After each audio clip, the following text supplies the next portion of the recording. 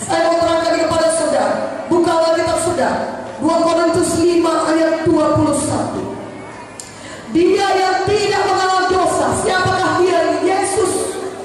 Yesus yang tidak mengenal dosa telah dibuatnya menjadi dosa karena kita, supaya dalam dia kita dibenarkan oleh Allah. Yesus itu kudus, dia Tuhan adanya, dia tidak berdosa, saudaraku, tapi dia rela pergi ke kayu salib supaya bisa ditumpahkannya darahnya untuk menyucikan kita dari segala dosa. Karena tanpa penumpahan darah tidak ada pengampunan dosa. Bahwa saudara, kesalehan kita, walaupun kita tidak pernah membunuh orang, tetapi walaupun kita tidak pernah membunuh orang, tetap kita sudah berdosa. Tidak ada seorang pun dari antara kita berkata kita tidak pernah berbuat dosa sedikit pun. Dan setitik dosa tidak bisa masuk ke surga, saudaraku yang terkasih dalam nama Yesus. Dan tanpa penumpahan darah tidak ada pengampunan dosa. Itulah sebabnya Yesus rela mati di kayu salib bagi saudara dan saya, supaya dia bisa mencurahkan darahnya. Dan karena darahnya tercurah di kayu salib, darah Yesus yang kudus itulah yang menyucikan saudara dari segala dosa saudara, sehingga saudara tidak perlu lagi dihukum di neraka yang kekal. Tapi kalau saudara percaya kepada Yesus, saudara bisa beroleh kehidupan yang kekal, surga yang kekal untuk selama-lamanya. Katakan amin.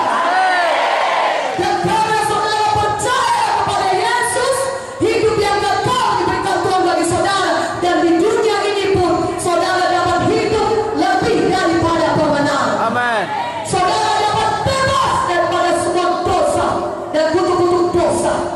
Saudara dapat bebas dari narkoba, bebas dari judi, bebas dari minuman keras. Karena Yesus telah menang, Yesus telah mengalahkan maut, yang bangkit dari maut. Katakan amin. Dan kemenangan Yesus adalah kemenangan saudara juga.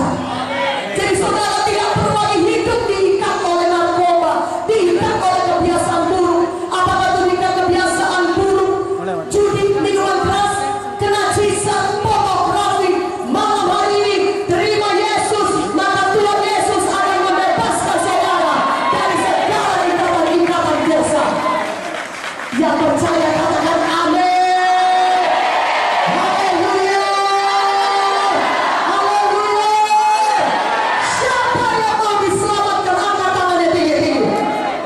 Siapa yang mau dibebaskan, angkat tangannya. Siapa yang mau sembuh, tetap angkat tangannya. Angkat tangan saudara, mari ucapkan ini kuat-kuat. Tutup mata kita, katakanlah, oh Tuhan Yesus, saya percaya padamu.